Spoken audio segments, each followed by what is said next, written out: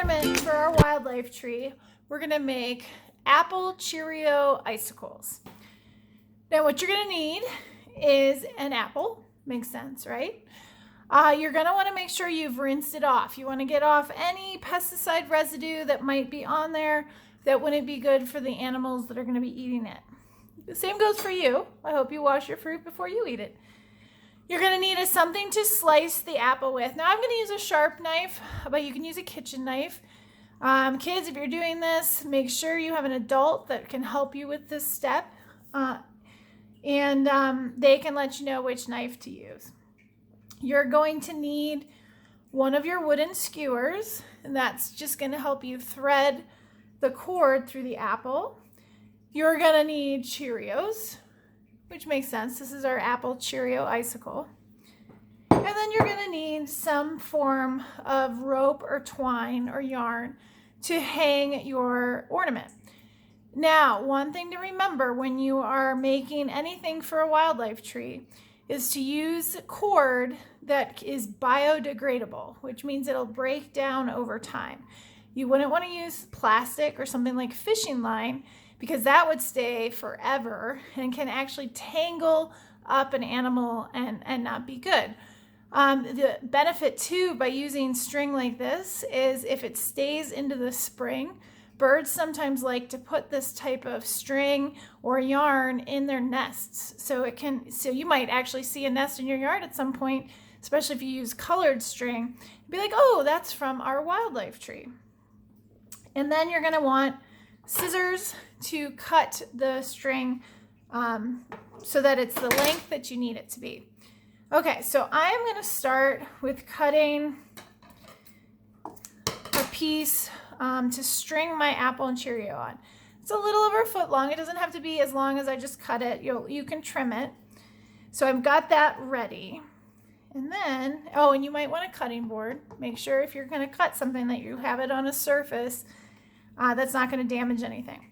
When you cut the apple, you do not want the apple to be right side up and you're cutting down. You want to cut it sideways, and you're going to cut slices. Now, they can be thin or thick, that's up to you. And you're going to cut as many slices as you can in your apple.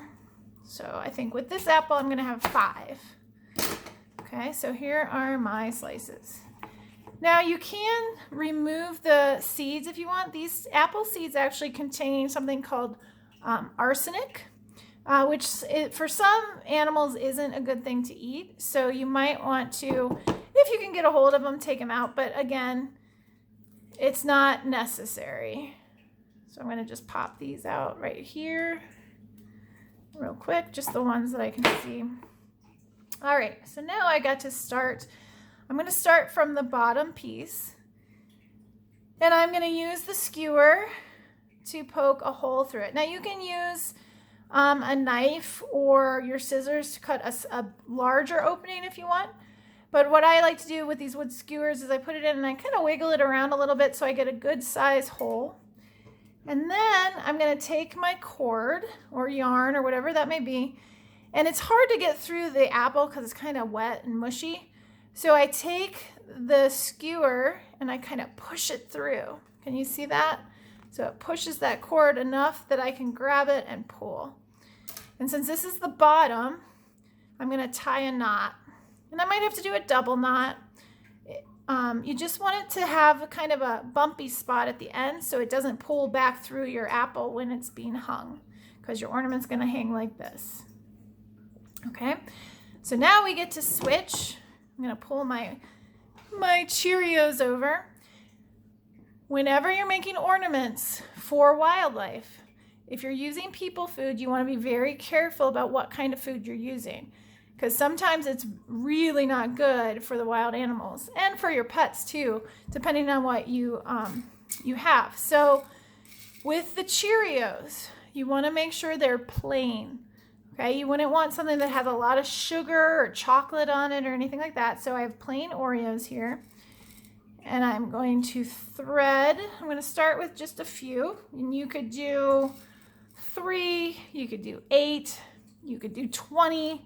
Make a really long icicle.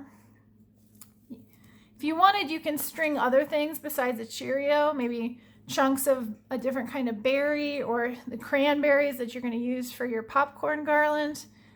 But then you'd have to kind of use something that would go through those, and it makes it a little more difficult. So you probably have to use a needle, just like with your popcorn garland. So I'm going to stick with just the apple and the Cheerios. Okay, so I've got my first layer finished. So now I'm going to take my second apple slice. So I'm working from the bottom up to the top. And this one already kind of has openings from where the seed is, or were. So I'm going to kind of help that, and I'm going to do the same thing I did before. So I'm going to put the thread right on the opening and push it through, and it might take a couple tries until I can get a piece of it and pull it through. Sorry, I hit the camera, so you guys are going to see a little shake there. And then guess what? You guessed it, Cheerios again. So I'm going to do a few more Cheerios, and I think you'll start to see the pattern. Okay, so here's where I'm at now. Got 2 slices, 2 parts Cheerio, and then I go to the third piece of apple. So I'm going to put a hole in it, and then I'm going to thread the string or the cord or the yarn, whatever you may have. In your ornament kits, if you're doing this with one that we have made for you, you either have natural alpaca yarn or you have kind of hemp cord, both of which are biodegradable. All right, so I've got a few more Cheerios. And next we'll do, again, another round of apple. So I'm going to get that through. Push it up through, and you can see how it's kind of poking up through the hole. I keep pushing it. All right, one more section of Cheerios to go. 1, 2, 3. I'm going to do 5 Cheerios. 4. Oops, my string went. And then 5, my last one. And sometimes if your string gets kind of messed up, you can always trim it if you have a lot and have a nice end to work with. All right, so 5 Cheerios, and then my last, the top of the apple. So I'm gonna make my final opening here, push the cord through, and I have my icicle, my apple and Cheerio icicle. So I would take this out, I would maybe tie this back on itself, tie a knot and make a loop, or you could tie it to a branch. Just make sure when you're hanging this that you want it to be close to perching branches. So if a bird's coming along and has somewhere to kind of sit and peck at the apples or the Cheerios, maybe you want to hang a couple low so that some of the animals that might be lower to the ground could get to it. I know a possum would love these apples. So would skunk and raccoon. And then if you hang it higher, maybe the deer are going to come along and enjoy it. So this is one that a lot of animals are going to like. Okay, so we're going to move on. We have a few more ornaments to go.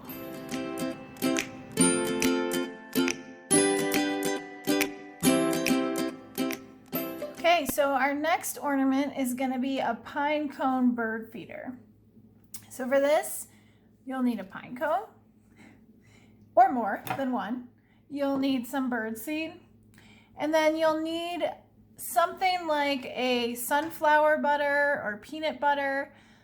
Just make sure that your whatever butter you're choosing, when you look at the ingredients, it doesn't have a lot of extra ingredients. So maybe it doesn't have high fructose corn syrup, or a lot of salt, or some other ingredients that might not be as good for our wildlife friends. You're going to need cord to tie up your ornament. And again, you'll hear me say this on all of these videos for these ornaments. Make sure this is biodegradable. Okay, so you don't want anything like fishing line or anything with plastic in it, because that can end up entangling your wildlife. So you want something that's going to be biodegradable and that will break down over time. So natural wool yarn is good to use. This is kind of a hemp cord. And then you'll need something to spread your butter with. So your peanut butter, your sun butter. And then once you have those together, it's a pretty fast process. So what you're going to do is take your spreadable butter of choice, and I got a lot on this knife, but we'll use it. So I'm going to just kind of goop it on. This is a messy process, so just be ready. Your hands are going to get all sticky, and so is probably your table or whatever you're working on. And you want to cover this pine cone with a fairly good amount, because you really want the bird seed to stick. So you can kind of smush it.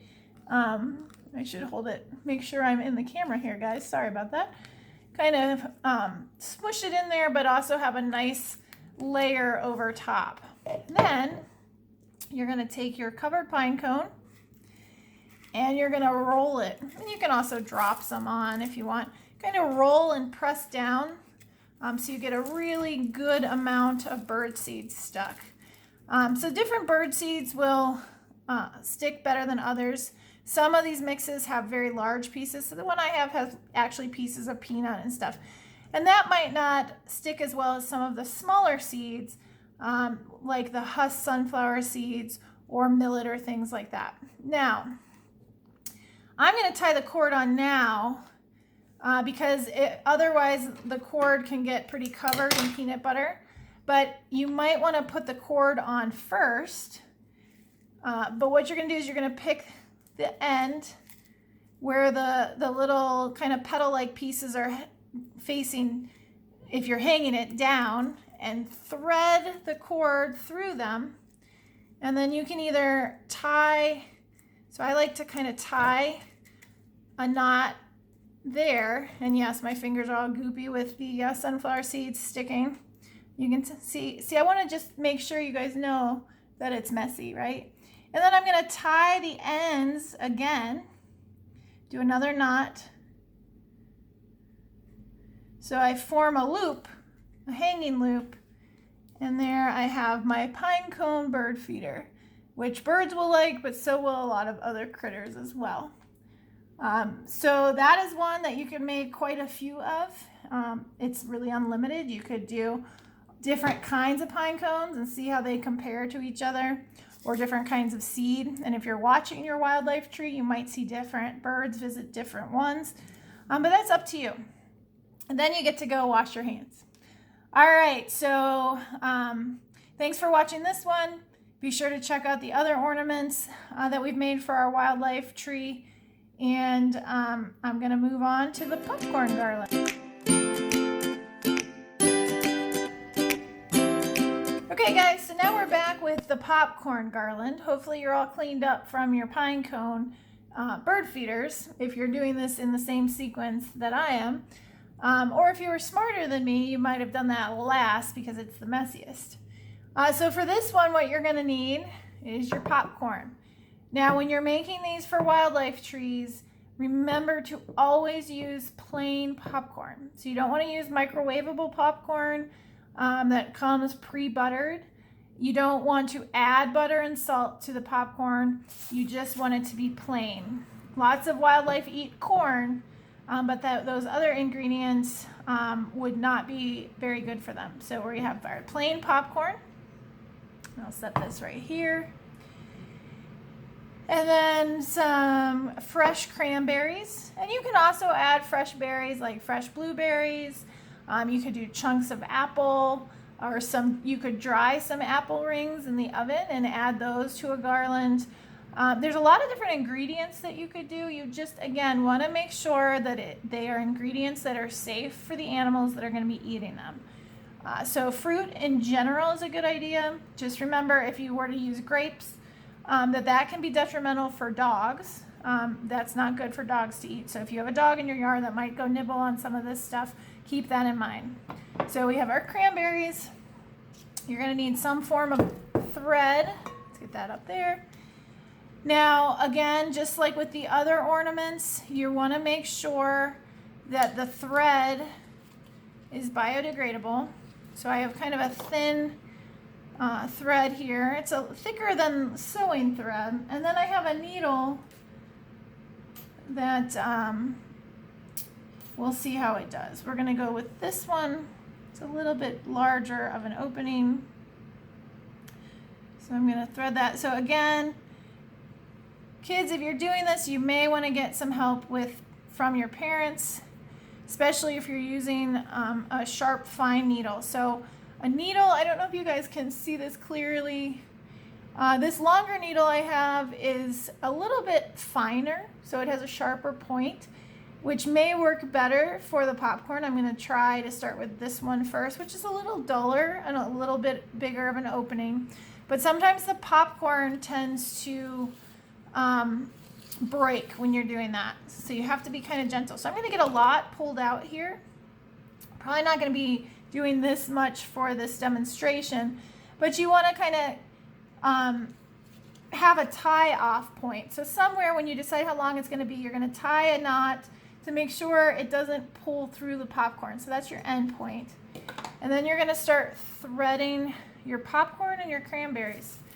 So I like to pick kind of the largest part of the popcorn and kind of gently push through. And again, like I said, sometimes it really does pull apart. You have to be kind of gentle when you're threading this. Okay, so I've got one. Getting there, right?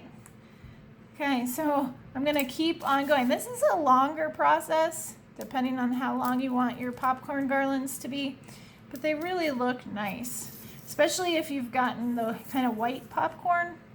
So you have a nice white and red theme going on. And you can decide what combination you want to do. So you could do a few popcorn pieces and then a cranberry, or you could do 2 popcorn, 2 cranberry, or you could do a whole bunch of cranberry in a row and then just a couple popcorn. That's where you get to be creative. So then you just thread the cranberry, which can be a lot easier than the popcorn. They're a little more sturdy. Maybe I'll do another one. Again, like I said, you could intersperse. You could even take pieces of, the Cheerios that you used in the apple icicles and put some of those on your garland. Anything that you think the animals would like. So this one's going to be a no-go. I'm hitting the piece of corn that didn't pop so well. So let's go through this one.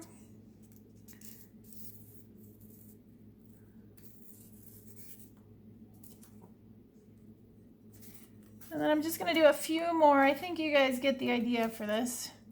And it would be a really long, oh, I just broke another one. That's what I get for going a little too fast. But it would take, as you can see, a really, really long time of you just watching me put thread through popcorn before I got to a very long garland. Okay, I'm going to do another cranberry. Again, watch your fingers. If you're poking through, don't put your finger right where the needle's going to come out. Make sure you're holding on each side so when the needle comes out the other end, it's not poking you too. And pull through. And as you keep doing this, you're going to end up with a really pretty garland that is going to be enjoyed by a lot of different wildlife species and look really nice. All right, so stay tuned for our final ornament, which is going to be our orange birdseed feeders.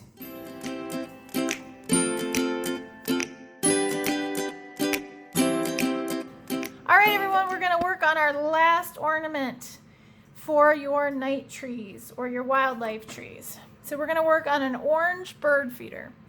So as you might imagine, you need an orange. You're going to need something to cut the orange with. So a knife of some type. A kitchen, dinner knife will work. It doesn't have to be a real sharp knife. If you are using sharp tools and you're a kid, please make sure that an adult is there to help you if you need it. You're going to need a skewer.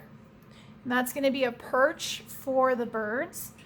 You're going to need string or twine or yarn. And like with the other ornaments, you want to make sure it's a biodegradable twine or cord. That way it's safer for the wildlife. You're going to want a spoon to scoop out the middle of the orange. You're going to want something to put the middle of the orange in, like a bowl. Now remember, if you've washed your orange and your knife and spoon are clean, you can put all the good yummy middle into maybe a bowl and squeeze it and make some orange juice. So you don't necessarily want that to go to waste.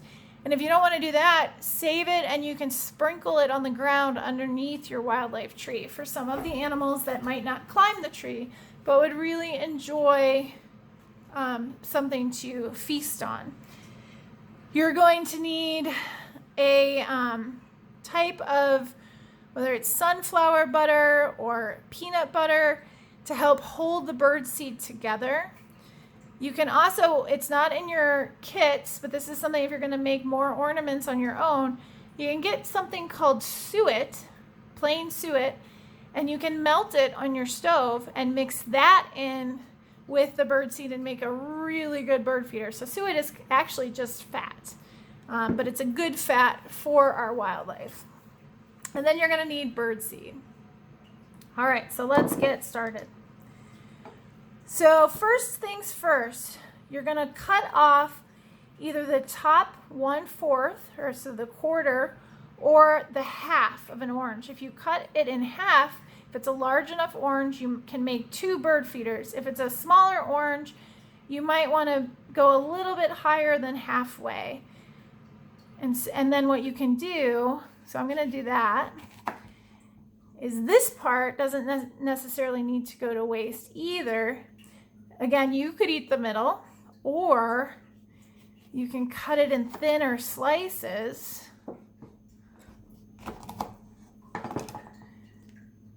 And if you stick a string or cord through the rings, you can hang them as ornaments just like this. So they would just hang on the tree as orange rings. And these smell so good. I have a feeling a lot of you hopefully will make some orange juice because these smell delicious. Okay, maybe I'm just hungry. So what I'm going to do now is I'm going to scoop out all the good stuff in the middle. You're going to see a lot of juice coming out, so that's what I'm talking about if you want to make some homemade fresh squeezed orange juice. This is a nice side perk of making these ornaments. I'm kind of squishing it and scraping it. If I don't get all of it out, that's fine, because this is edible for the wildlife too, and they'll probably enjoy it. You're going to get pretty messy with this one. Okay, I'm pulling out some of the skin. I'm going a little fast just because I'm trying to show you guys this and not make you sit here for like 20 minutes. So here I have a kind of hollowed out orange. Then I'm going to start and I'm going to mix up some of my bird seed. So depending on how much you have in a bowl, you might want to, what I might do is pour out some of this. I'll make more than one of these.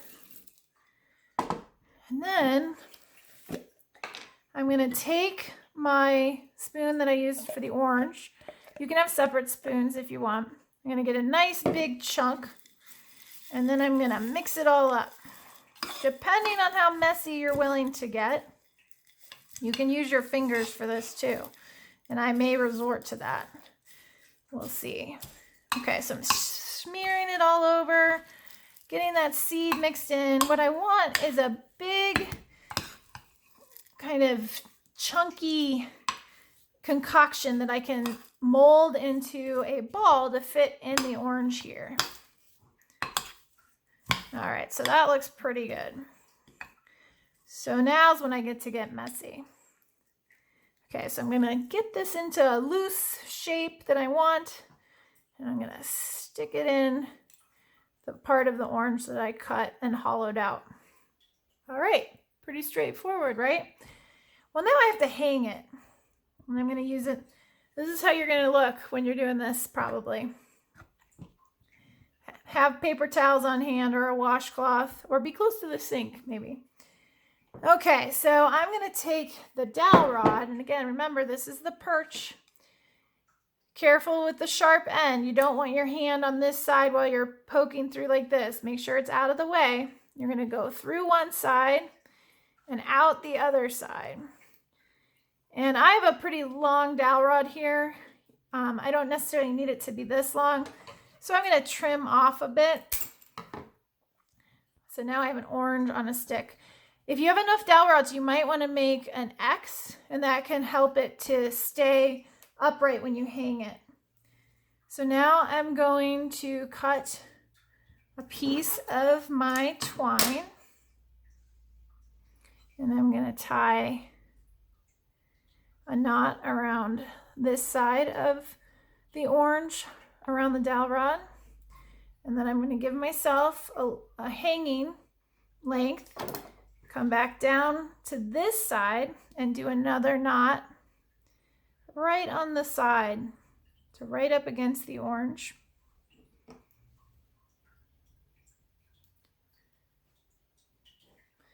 My hands are sticking because they're covered in peanut butter.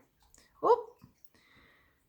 And then that might happen, and that's okay. When you put it in a tree, it'll balance out. But this is where if you find that that's happening, I'm going to tighten up and let's see. So either push it way up against the orange so you have a narrower way to hold it, or like I said, add a second dowel rod going this direction, and you can tie to all four things and have a nice way to hang. Okay, so that's what it looks like from the side, is your orange bird feeder. And your birds, like the chickadees, are really going to like this one, even if it hangs upside down, because what they'll do is they'll come perch here and they can hang kind of upside down and they'll go for it, whereas other birds, it won't work for them. Okay, so that is the last ornament. I hope you enjoy making them all, and I hope that you're successful with your wildlife tree. Thanks, guys, for joining me. Bye.